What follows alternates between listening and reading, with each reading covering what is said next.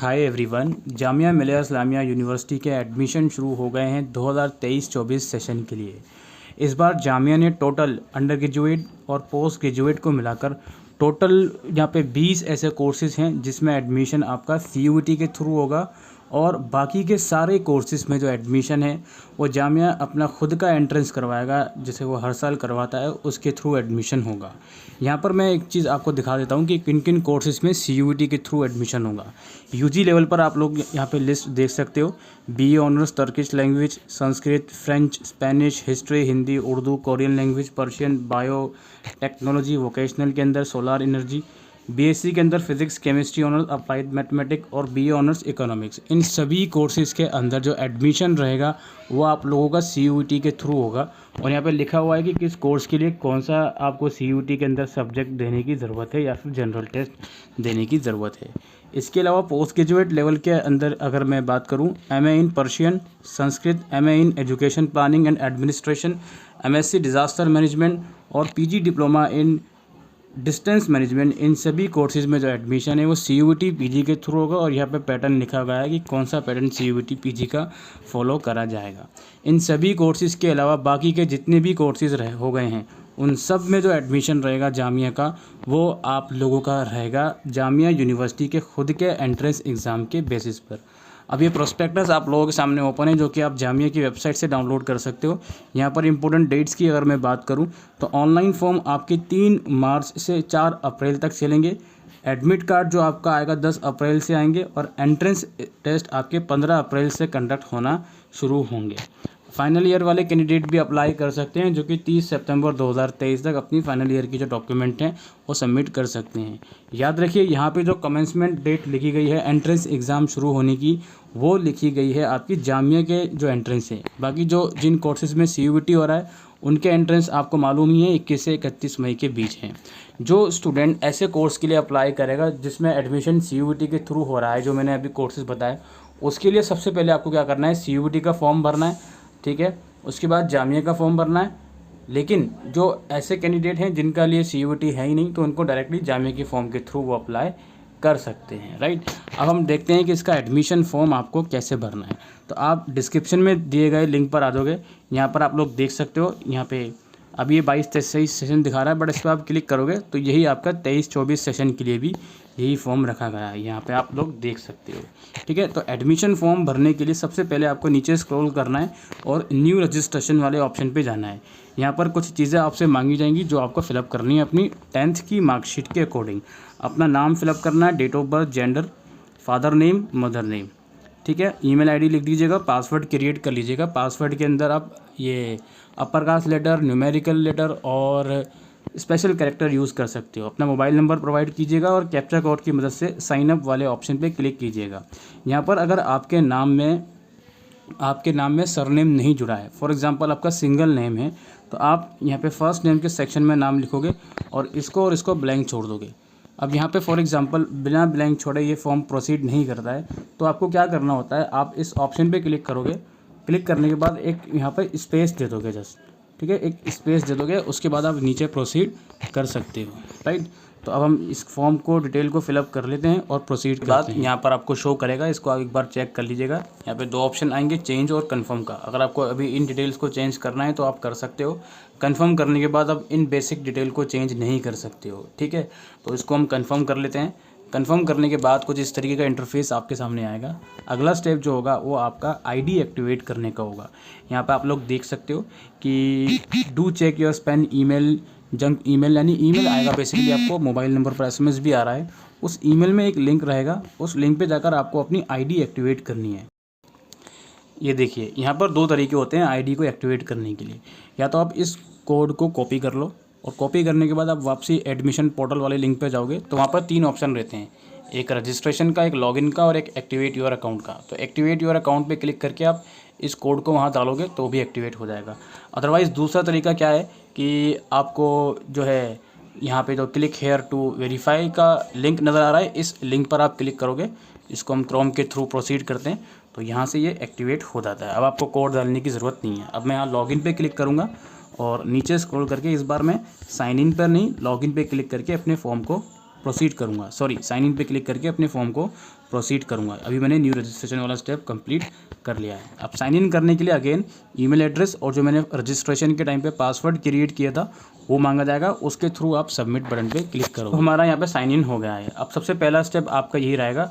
एक चीज़ और मैं आपको बताना चाहता हूँ, आगे प्रोसीड करूँ, आपको जामिया में कितने भी कोर्सेज़ के लिए अप्लाई करना है, रजिस्ट्रेशन एक ही बार होगा, ठीक है। अगर उन कोर्सेज़ का एंट्रेंस एग्ज़ाम एक ही है, कॉमन है, तब तो वो एक ही साथ अप्लाई हो जाएगा। अगर एंट्रेंस एग्ज़ाम भी अलग अलग है तो उसके लिए अलग अलग फॉर्म भरे जाएंगे। लेकिन अलग अलग फॉर्म भरने का मतलब ये नहीं है कि आपको हर बार दूसरे कोर्स के लिए अप्लाई करने के लिए नया रजिस्ट्रेशन करना है। आपको सेम रजिस्ट्रेशन में लॉगिन करोगे डैशबोर्ड में, इसी डैशबोर्ड से आप दूसरे कोर्सेज़ के लिए भी अप्लाई कर सकते हो। मैं माई एप्लीकेशन वाले टैब पर क्लिक करूँगा और यहाँ पे कोर्स टाइप चूज़ करूँगा अपना। फॉर एग्जांपल मैं यहाँ पे लेट्स सपोज मास्टर चूज़ कर लेता हूँ और कोई भी मैं मास्टर लेवल का कोर्स चूज़ कर लेता हूँ। आपकी सिंप्लिसिटी के लिए मैं बीएड कोर्स चूज़ करता हूँ, बैचलर लेवल पे जाता हूँ। बैचलर्स ऑल दो मास्टर्स कोर्स है बट इसको बैचलर लेवल में बोला जाता है।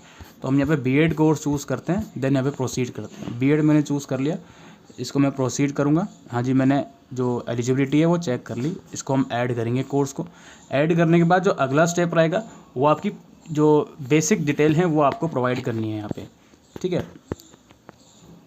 यहाँ पे लेफ़्ट साइड में आप लोग देख रहे होंगे, यहाँ पे एप्लीकेशन डिटेल का यहाँ पर राइट टिक बना हुआ है, ठीक है। आप इस पर क्लिक करोगे, इस पर क्लिक करने के बाद यहाँ पे राइट साइड में देखो, अब ये एक पोर्टल खुल गया जहाँ पर आपको फर्दर डिटेल प्रोवाइड करनी है। जैसे सोशल कैटेगरी क्या है आपकी, मैं जनरल लिख देता हूँ। जेंडर ऑलरेडी चूज़न है यहाँ पे। नेशनलिटी आप चूज़ करोगे अपने यहाँ पे। इसके अलावा ब्लड ग्रुप क्या है, ये मैंडेटरी है। ब्लड ग्रुप चूज़ करना मैंडेटरी, नहीं मालूम तो आप लिख देना कुछ भी, कोई इशू नहीं है सच। इसके अलावा गार्डियंस नेम में आप अपना पेरेंट्स में से किसी का भी नाम लिख सकते हो, ठीक है। इमरजेंसी मोबाइल नंबर में पेरेंट्स का मोबाइल नंबर दे सकते हो। अपना रिलीजन चूज़ करोगे। एनुअल फैमिली इनकम कितनी है 1 साल तक की, वो आप यहाँ पे चूज़ करोगे। और जम्मू एंड कश्मीर कैटेगरी है आपकी या नहीं वो चूज़ करोगे। कश्मीरी माइग्रेंट है या नहीं, एनसीसी या एनएसएस का कोई आपका कोटा है तो वो चूज़ करोगे। आधार नंबर यहाँ लिखना है आपको अपना। Name of the institute from where the qualifying degree is received. अब जैसे मान लीजिए आप किसी भी कोर्स के लिए अप्लाई कर रहे हो, लेट सपोज आप मास्टर्स के लिए अप्लाई कर रहे हो, तो ग्रेजुएशन आप कहाँ से कर रहे हो उसका इंस्टीट्यूट का नाम लिख देना। जैसे डीयू से कर रहे हो, एसओएल से कर रहे हो तो डीयू एसओएल, या सिर्फ डीयू से कर रहे हो दिल्ली यूनिवर्सिटी, या किसी रेगुलर कॉलेज से कर रहे हो जैसे Mata Sundari college, Hansraj college, Hindu college, Zakir Hussain college, उसका नाम लिख देना, ब्रैकेट में डीयू लिख देना। या किसी और यूनिवर्सिटी से कर रहे हो तो अपनी यूनिवर्सिटी का नाम, अगर कोई कॉलेज का भी नाम है वो यहाँ पर आपको लिखना है। सिर्फ नाम लिखना है और कुछ नहीं लिखना उसका, ठीक है। उसके बाद आप क्या आईएनआर कैटेगरी से हो तो इसको आप नो कर देंगे। इसको भी हम नो कर देंगे, कभी अरेस्ट करा है आपको पुलिस ने या नहीं। हैव यू बीन डिबार्ड, इसको भी नो कर देना, ठीक है। तो ये सब डिटेल आपको एंटर करनी है। इसके अलावा क्या है, any vigilance disciplinary case is pending against you, कोई केस वगैरह तो नहीं है आपके against. Highest qualification of father, father की हाईएस्ट क्वालिफिकेशन क्या है वो यहाँ पे चूज़ कर देना अपने अकॉर्डिंग रैंडमली, मतलब जो है एक्चुअल में वही चूज़ करोगे, ऑब्वियस सी बात है।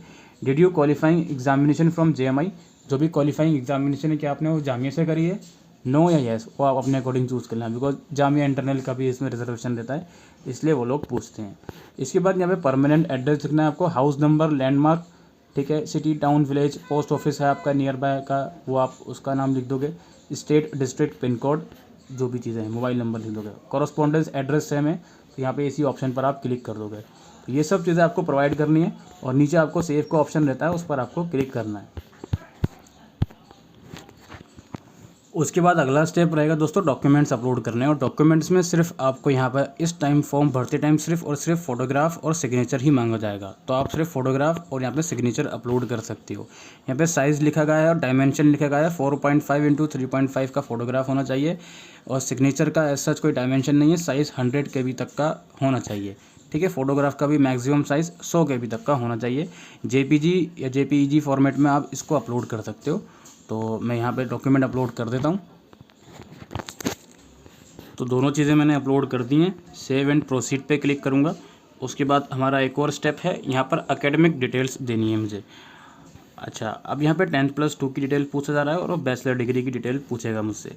अब 10+2 में क्या पूछ रहा है पहले तो, कि आपका बोर्ड क्या था 10+2 का, किस बोर्ड से आपने कंप्लीट करी है वो लिखोगे। अगर मान लीजिए जिस भी बोर्ड से आपने कंप्लीट करी है उसका नाम यहाँ नहीं है तो आप अदर पे क्लिक करोगे, यहाँ पे एक स्पेस ओपन हो जाएगा, यहाँ पर आप फिर अपने बोर्ड का नाम लिख सकते हो अगर आपके बोर्ड का नाम इस लिस्ट के अंदर नहीं है तो, ठीक है। अदरवाइज़ चेक कर लीजिएगा किस ईयर में आपने क्लास 12th कंप्लीट करी है, तो उसकी डिटेल यहाँ पे लिखोगे। क्योंकि मैं यहाँ पे बैचलर्स के लिए अप्लाई कर रहा हूँ तो मुझसे 12th और ग्रेजुएशन दोनों की डिटेल्स मांग रहे हैं, तो आप जिस भी कोर्स के लिए अप्लाई कर रहे होगे आपके अकॉर्डिंगली ही यहाँ पे जो डिटेल्स है वो मांगेगा, ठीक है। 2021 मैंने लिख दिया। स्कूल का नाम लिख देना अपना, जो भी स्कूल से आपने कंप्लीट करी है उसका नाम यहाँ लिखोगे। डिवीज़न क्या थी आपकी, जो भी आपके परसेंटेज के अकॉर्डिंग जो भी डिवीज़न है वो लिख देना, फर्स्ट सेकंड या थर्ड। मैक्सिमम मार्क्स और ऑब्टेन मार्क्स कितने थे 12th क्लास में वो लिख देना, ठीक है। और परसेंटेज ये अपने आप ही कैलकुलेट कर लेगा। अब यहाँ पे एक चीज़ और मैं आपको बताना चाहता हूँ, जैसे बैचलर डिग्री है, मान लो मैं बैचलर डिग्री मैंने कहाँ से करी है, पहले मैं वो चूज़ कर लेता हूँ। ये मैंने यूनिवर्सिटी ऑफ दिल्ली चूज़ कर लिया। आपने अगर एसवाल से करिए तो भी आप वही चूज़ करोगे। ईयर ऑफ पासिंग 2023 और रिज़ल्ट अवेटेड। तो मैं यही आपको समझाना चाह रहा था कि अगर आपका क्लास 12th का रिज़ल्ट नहीं आया, आप अपियरिंग में हो, क्योंकि बहुत सारे बच्चे अगर ग्रेजुएशन के लिए अप्लाई करेंगे तो ऑब्वियस सी बात है 12th क्लास का रिज़ल्ट नहीं आया होगा, या फिर मास्टर्स में भी अप्लाई करेंगे तो ऑब्वियस सी बात है ग्रेजुएशन का रिज़ल्ट नहीं आया होगा। तो रिज़ल्ट आपका नहीं आया तो आप रिज़ल्ट अवेटेड डाल दोगे। रिज़ल्ट अवेटेड डालने के साथ ही आपको फिर ये जो कॉलम है जहाँ पे परसेंटेज मांगी जा रही है, ये कॉलम आपके ब्लॉक हो जाते हैं, इसको आपको फिर लिखने की ज़रूरत नहीं है, ठीक है। जैसे ही आप रिज़ल्ट अवेटेड वाला ऑप्शन चूज़ कर लेते हो तो अब जैसे मैं ईयर ऑफ पासिंग भी चूज़ कर लेता हूँ 2023, तो मुझे अब परसेंटेज डालने की ज़रूरत नहीं होगी इस सेक्शन में। सिर्फ मैं क्लास 12th की डिटेल डाल देता हूँ, क्योंकि मैं ग्रेजुएशन के लिए नहीं बीएड के लिए अप्लाई कर रहा हूँ तो क्लास 12 तो ऑब्वियसली मेरा पास है, तो मैं उसकी डिटेल यहाँ पे डाल देता हूँ। और यहाँ पे जो भी आप मैक्सिमम मार्क्स डालोगे वो, जैसे आपका सीजीपीए में रिज़ल्ट आया हुआ है ग्रेजुएशन का, तो उसको परसेंटेज में कन्वर्ट करके डालोगे। जैसे आजकल डीयू के अंदर क्या होता है, सीबीसीएस सिस्टम चलता है, तो जो भी आपकी एग्रीगेट सीजीपीए है, लेट्स सपोज एग्रीगेट सीजीपीए आपकी 9 है, तो इसको आप 9.5 से मल्टीप्लाई करोगे, वो आपकी परसेंटेज आ जाएगी, और मैक्सिमम मार्क्स में आप 100 लिख दोगे। इसी तरीके से मार्क्स लिखे जाते हैं। और 12th क्लास की डिटेल यहाँ पर डालनी है, तो आपके जो बेस्ट 5 सब्जेक्ट होते हैं, एडिशनल सब्जेक्ट को हटाकर जो आपके सारे सब्जेक्ट्स हैं उनकी आप परसेंटेज, यानी कि सपोज 500 हैं, 5 सब्जेक्ट है तो 500 डालोगे, और ऑब्टेन मार्क्स कितने हैं वो यहाँ पर लिख दोगे आप लोग 12th क्लास की डिटेल में, ठीक है। तो ये सब चीज़ें हैं, आप इसको एंटर करके फर्दर प्रोसीड करोगे। तो ये हो चुका है हमारा कंप्लीट, ठीक है। अब मुझसे यहाँ पे मार्कशीट का नहीं मांगा, बिकॉज ऑब्वियस सी बात है कि हमारा अभी कंप्लीट नहीं हुआ, तो मार्कशीट नहीं मांगेगा आपसे, क्वालिफाइंग एग्जामिनेशन की मार्कशीट नहीं मांगेगा। यहाँ पे कुछ प्रेफरेंस मांग रहा है, application for BEd, reservation category क्या है आपकी वो आप यहाँ पे चूज़ करोगे, क्योंकि जामिया के अंदर काफ़ी मुस्लिम रिजर्वेशन रहे, तो वो आप अपने अकॉर्डिंगली चूज़ कर लीजिएगा। मुस्लिम ओबीसी है, मुस्लिम वुमेन है, या कोई डिसेबिलिटी का है रिजर्वेशन है आपका, तो वो भी मिलेगा आपको, वो आप चूज़ कर सकते हो, राइट। तो फिलहाल मैं यहाँ पे जनरल ही रहने देता हूँ। टेस्ट सेंटर्स, अब चूँकि बीएड का मैंने चूज़ करा तो बीएड का एग्ज़ाम अपार्ट फ्रॉम दिल्ली और अलग अलग सेंटर्स में भी हो रहे हैं, तो मैंने दिल्ली यहाँ पर चूज़ कर लिया टेस्ट सेंटर, ठीक है। The candidate has to opt a city among the list given above in the online admission form for taking the admission test. However, second choice of admission test is Delhi by default. तो मैंने तो first choice ही दिल्ली कर दी, तो मेरा second भी दिल्ली रहेगा, तो दिल्ली का ही मिलेगा मोस्ट लाइकली। इसमें कहने का मतलब इनका ये है कि मान लो आप इसमें से फॉर एग्जांपल पटना चूज़ करते हो तो पटना आ गया, और सेकंड प्रेफरेंस ये लोग बाई डिफ़ॉल्ट दिल्ली रख देंगे, ये कहने का मतलब है। अगर आप दिल्ली फर्स्ट पर रखोगे, फर्स्ट और सेकंड दोनों पर ही दिल्ली है। अब प्रोग्राम का मीडियम क्या रखोगे आप, बीएड प्रोग्राम का। मैंने बीएड इसलिए चूज़ करा ताकि ये चीज़ आपको दिखाई जा सके। हिंदी या इंग्लिश मीडियम रखोगे या उर्दू मीडियम रखोगे, एक चीज़ डिसाइड कर लिया आपने।